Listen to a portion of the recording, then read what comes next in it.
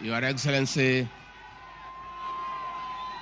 the President of Kenya and Commander-in-Chief of Kenya's Defense Forces, Your Excellency, our First Lady, Mama Rachel Ruto, the family of the late General, Mama Erin, Lorna, and Joel, all protocols observed. God is good, and all the time.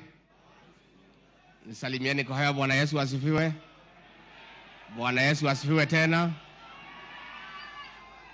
Your Excellency, we have accompanied you here to this great county of Siaya to honor and bury a decorated general, a career military strategist, an accomplished fighter pilot, a competent and focused team leader, a humble, kind man, and all of us are privileged to have served with him under you.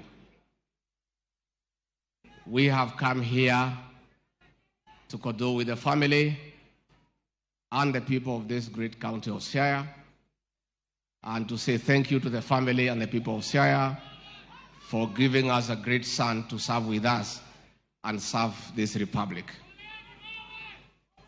We did spoke yesterday at the military function, and therefore the president will speak on our behalf.